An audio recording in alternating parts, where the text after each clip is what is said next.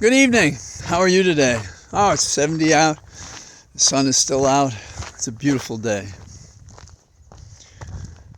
I don't know about you, but I've been crestfallen about the lack of bravery among our lawyers and law enforcement and those who support them. Land of the free, home of the brave? Hardly when it comes to Trump. This man and his minions and the scattered elected officials, including the unqualified, unworthy chairman of the Judiciary Committee, No Jacket Jordan, they think our rules and the Constitution are a playground to do whatever they want, to get what they want, which in this case is to get Trump back into the White House so he could pardon all the people who brought them there and their criminal acts ongoing presently, and proceed the process of unwinding our republic and making it an autocracy, with Trump as the potentate, the chief potentate. And look at who's around him. You see these people, you wouldn't invite them to a dinner party, you wouldn't let them park your car. But the current struggle, we see threats like Trump's mob associates, those he knew in building and in his casinos that failed. You got to ask how a man fails at a casino, right? And Trump just marches on to his own fiddler. And the thing that's amazing is people who spent their life prosecuting crime can't figure out how to go after him. Don't have the courage to do it. Don't have the sense to do it. Because everything that stands that is worthy of our trust and devotion is at risk. Our democracy is at risk. The republic by which the people are represented is at risk. Because Trump and his gang want nothing short of a monarchy, an autocracy.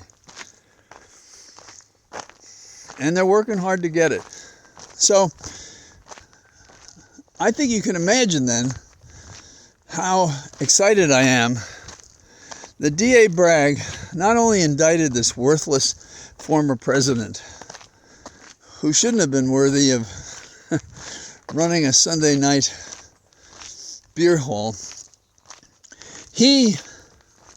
Trump, not only stands charged, he spews forth threats against the judge, against the DA, against their families. No witness can be safe. Perhaps no person who gets in his way can be safe. Our Attorney General, Chief Law Enforcement Officer, nada. Didn't do anything. Hasn't done anything. What a waste he is. Blackjack Smith, where are you?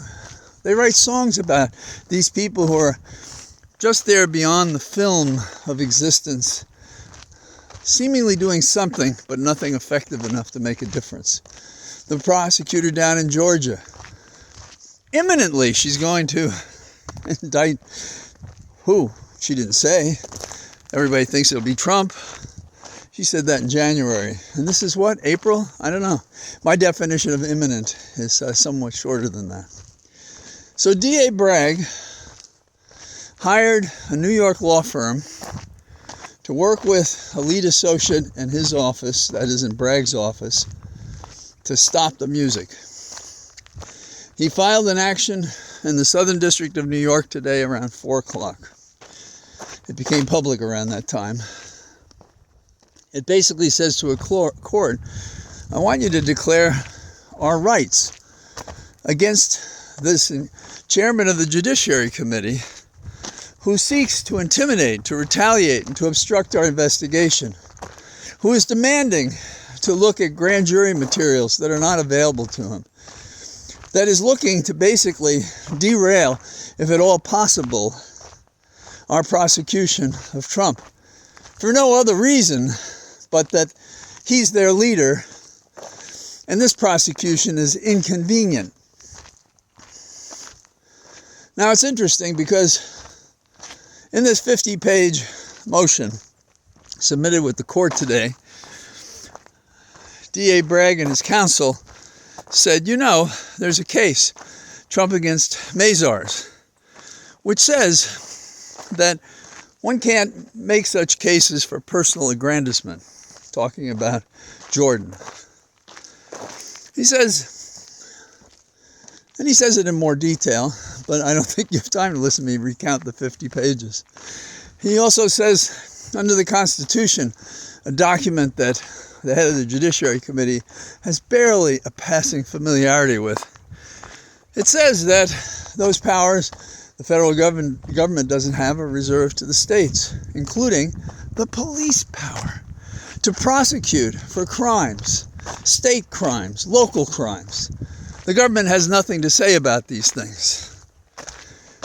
And then Bragg and his lawyers took us on a roundabout. They went through the threats. They repeated the pictures that have been on social media. They described them. They explained it, because they have to give a basis to the Southern District of New York why this makes sense. The most dramatic thing is that he did it. That is, that he went forward and said it. And the day that they arraigned Trump, Lower Manhattan, in court, they told the judge they were concerned about these threats and so forth. But they didn't ask for a muzzle. They didn't ask for a specific order.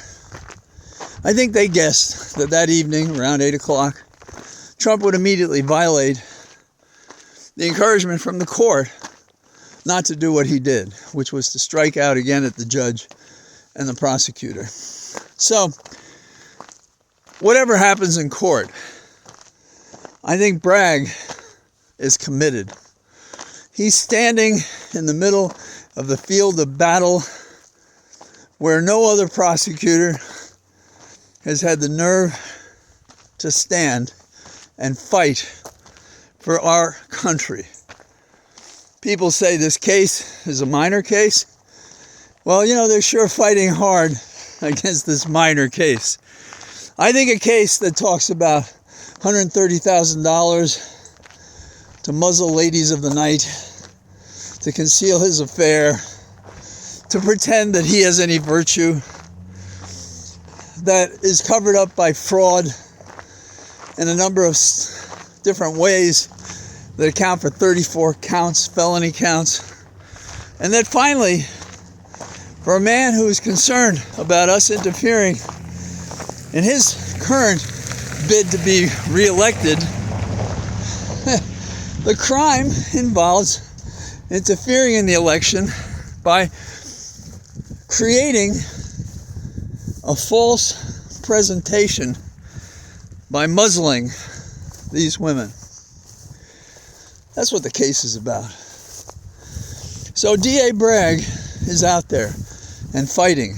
And I'm hoping that the New York legal establishment and all the people are going to say, not in this city you don't, not in this state you don't.